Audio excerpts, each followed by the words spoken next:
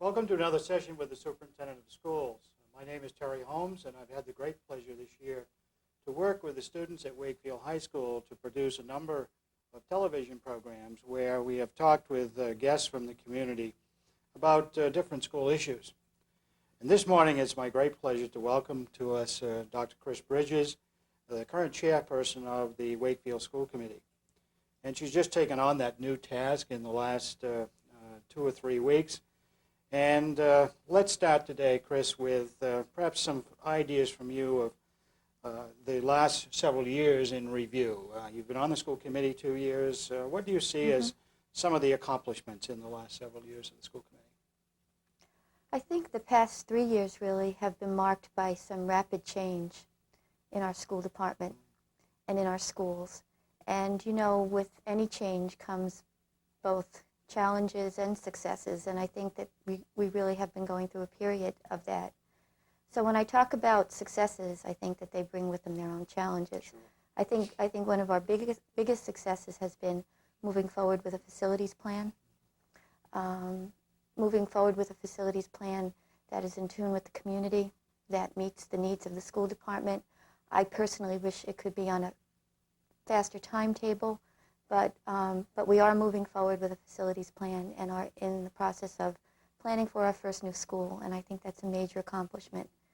A challenge associated with that, I think, is to manage the space restrictions we have as we go through that facilities plan. We've talked about this at school committee meetings, that our elementary schools and our middle school particularly have some real space issues that have an impact on program development. Certainly, another interest of the school committee over the last several years, and the direction to me, is to work on the issue of lowering class size. Do you sense that we've made some headway there, or are we still challenged by facilities to house the lower class size issue? I think that we have made some progress there, and you know, we've in fact adopted an interim class size policy that's not ideal, but is a step toward lower class sizes than previously. But I think that given the facilities issues, the space issues at our elementary and middle schools, I think we've come as far as we can right now with class size. And it would be very, very difficult, if not impossible, to move to any lower numbers because we don't have the space, we don't have the classrooms. This past year, too, we certainly spent a lot of time negotiating new procedures for staff evaluation. What's your sense as a representative of the community of where we are in that process? Because that certainly was a prime issue of the community when I came to Wakefield, is to do something more with staff evaluation. I think that we are at a good point with that. We have a good evaluation tool in place, an evaluation tool that was negotiated with the union that's acceptable to all, and I think the challenge now is to implement that tool. We've been preparing to do that by having the evaluators trained so that they would be able to do that appropriately and properly. And I think that it's exciting now to be able to move forward with that. We've also spent a lot of time in the last several years on the issue of time in learning, specifically meeting the time standards as set in ed reform. But the last year we spent a lot of time on implementing the new block scheduling at the high school. What do you feel about that? I think that this gets into the bigger questions of ed reform. And over the past 3 years, the way I see the past 3 years is a series of levels of changes.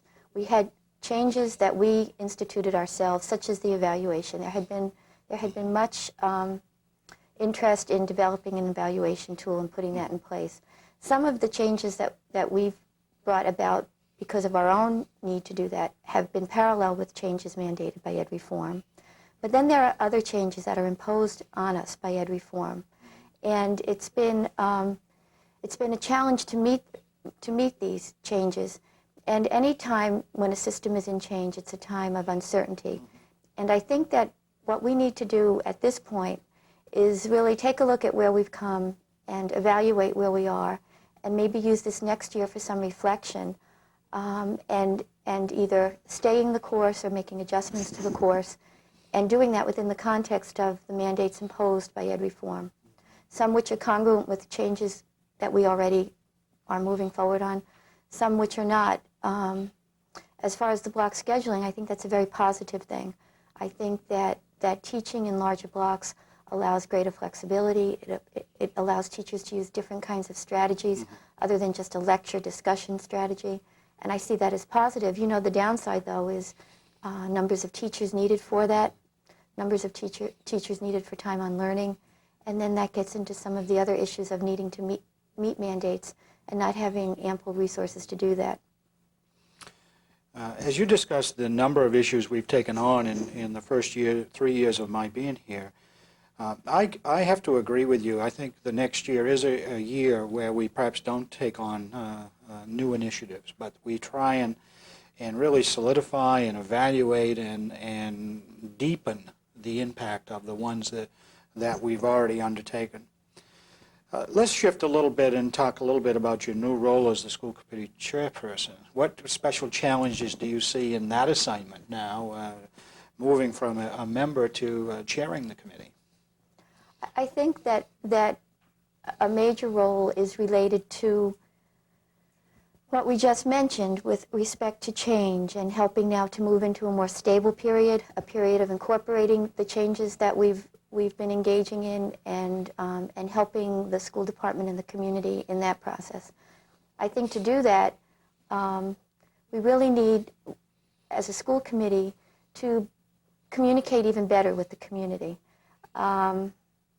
One of the privileges and some of the fun of being chair of the school committee or being a member on the school committee is having access to the schools and being invited to the different programs that the schools do so often and so well.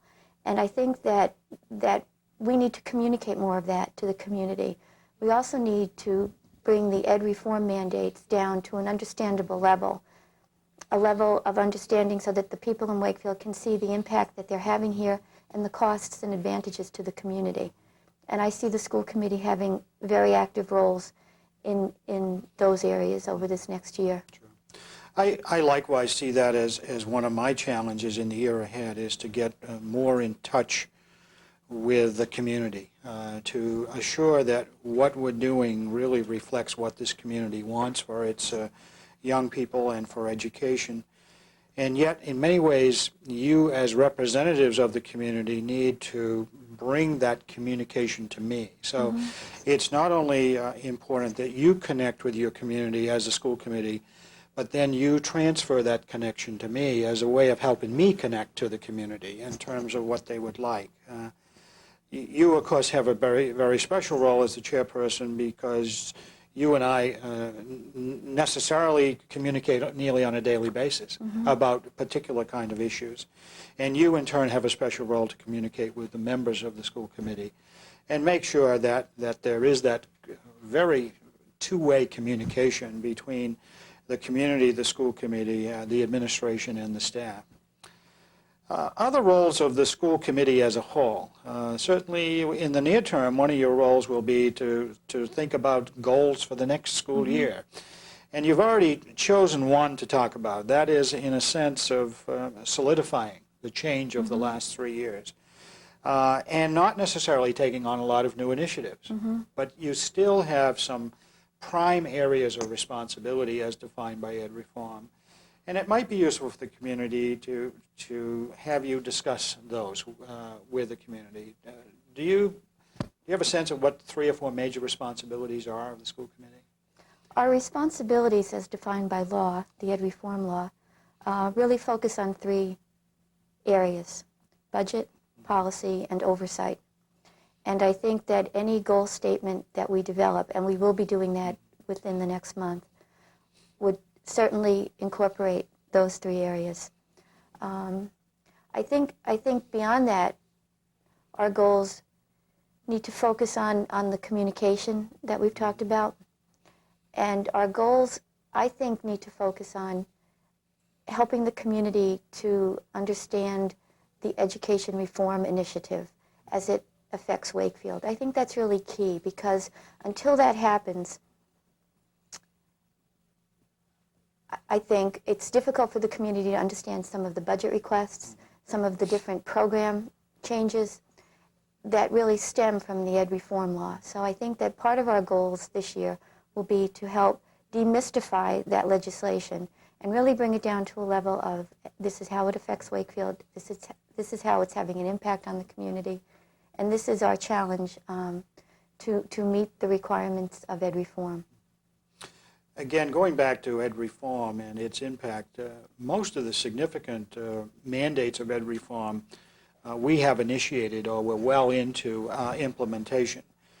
We continue to have responsibilities in the area of professional development, and I think perhaps the other area that's most up in the air is in the area of second language proficiency, a world language requirement. Where do you see, as a school committee member, we may be in those two areas? I think we've made great strides in staff development. In just this past packet, we had the staff development newsletter, the professional development newsletter, and I think we have moved forward on a variety of different levels. One is to simply get the staff excited about staff development and professional development, and to seek out opportunities and to have the support of the school department and the school committee to do that. I think that we've seen evidence of that in different classroom initiatives, different program initiatives that faculty have started this past year, and that's exciting to see. The challenges of staff development are funding staff development, are being able to continually support it at the level it needs to be supported. That too is tied in with teacher certification. Right. And the time, certainly, to commit to having teachers out of the building to be involved. And again, the challenge of the time on task with kids. If a teacher is away at a workshop, then certainly do they need to be also in the classroom, where that continuity of instruction is so important for young people. The world language issue, we'll be faced with the direction from the school committee in terms of do we choose a particular second language? For discussion purposes, should that be Spanish? Or should we go more to a survey of what I would call elective second languages? The impact in this country of the Asian language, the particular local interest in Italian, say. So I think the school committee will be challenged in terms of providing, again, a direction from this community of whether we have a mandated specific second language or whether we go more to a survey approach to languages and then let children concentrate on a particular language later. So that will be a challenge in terms of, again, the school committee giving direction to the administration on what this community would really like to do and focus on. And we could go several different ways here. As our time winds down this morning, I'd like to talk a little bit more about the issue of ed reform and where you see that maybe from a state level. Certainly the school committee has a responsibility to interact with the local legislative delegation in terms of making sure that Wakefield is appropriately represented at the state and in turn gets from the state its appropriate support, both financial and otherwise. Where do you see that whole thing going in terms of ed reform? I think that ed reform is a process, and I think that the state is also going through a rather painful growing process as it grapples with the realities of ed reform now that we're, 4 years into it?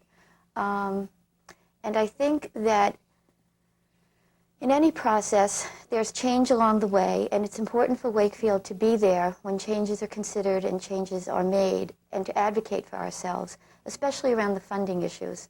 So I think that that's a critical role, not just for the school committee, but for the community of Wakefield to be cognizant of ed reform and where it's going so that we can be present and proactive and advocate for Wakefield. We've struggled this past year to implement some mandates with accompanying very limited resources. There needs to be more of a balance, I think, for us as a community, and we need to advocate to help make that happen. Well, as our time winds down this morning, Chris. I certainly, on behalf of the community, want to thank you for taking on the very difficult task of being a school committee member. Certainly the additional task and time commitment to be the chairperson of the school committee. And I thank you for working so closely with us to try and advance the issues of education in the town of Wakefield. Again, you have a very special interest in great education. You have 5 young children, a set of triplets that I know you have great interest that they get the very best education available. And so I look forward to working with you this year to make sure that we can provide the very best that this town can know educationally. Thank you for joining us this morning. You're welcome.